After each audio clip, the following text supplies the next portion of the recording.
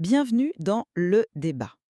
Les documents que nous analysons aujourd'hui décrivent une situation vraiment explosive aux États-Unis, une série d'événements judiciaires qui pourraient ressembler à une crise constitutionnelle.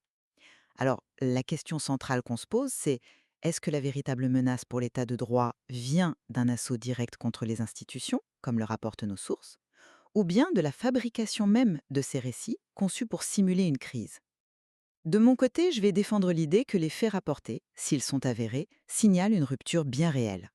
Et moi, je vais prendre le contre-pied en soutenant que la crise ne se joue pas dans les tribunaux mais dans l'information elle-même. Pour moi, ces récits ne décrivent pas la menace, ils sont la menace. Pour moi, la menace est tangible. Les sources décrivent une escalade très claire. On nous parle d'une confrontation physique en pleine audience le 29 janvier avec un certain juge Harold Morrison qui aurait suspendu la procédure. Ensuite, on a la soumission de ce qui est présenté comme une preuve falsifiée, l'exhibit D, où une phrase clé aurait été retirée pour tromper la cour. Ça, c'est une attaque frontale contre l'intégrité de la justice. Et pour finir, des sanctions d'une sévérité bien inédite, la Cour suprême qui dissout la Trump Organization, la saisie de biens comme la Trump Tower. Mis bout à bout, tout ça dessine un système judiciaire poussé à ses limites. Oui, mais c'est justement cette accumulation qui, pour moi, pose problème. Si on regarde les sources dans leur ensemble, la chronologie est tout simplement impossible. Je veux dire, comment un individu peut-il être au tribunal le 29 janvier, voir ses biens saisis maintenant, et en même temps faire l'objet d'un vote de destitution qui date des 72 dernières heures?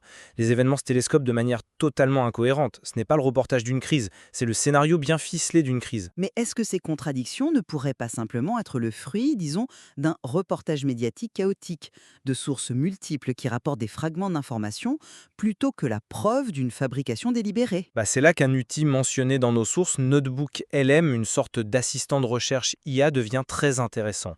Il a été utilisé pour analyser la structure même de ces récits. Et que montre-t-il? Des tactiques de manipulation assez classiques. L'appel à l'urgence, vous savez, le fameux stop scrolling. L'usage d'une fausse autorité avec de soi-disant mémos confidentiels. Le plus révélateur, c'est la contradiction interne.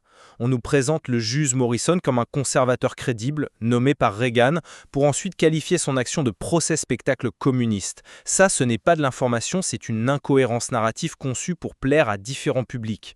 D'accord, mais laissons ça de côté une seconde et revenons à l'exhibit D. On parle d'un document qui aurait été modifié pour cacher une information capitale. C'est une fraude matérielle, une action concrète qui sape les fondements de la justice. On ne peut pas balayer ça d'un revers de la main en disant que c'est une simple narration. Ah mais je ne le balaye pas, loin de là. Au contraire, je dis que c'est presque trop parfait, vous ne trouvez pas? La découverte de la fraude grâce à l'analyse des métadonnées, la réaction très théâtrale du juge. Tout ça ressemble moins à un incident judiciaire qu'à une fable numérique conçue pour être virale et choquante.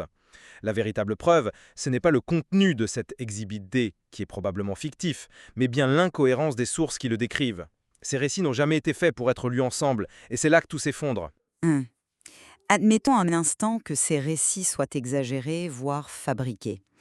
L'impact, lui, reste le même. La confiance du public dans le système judiciaire s'érode massivement.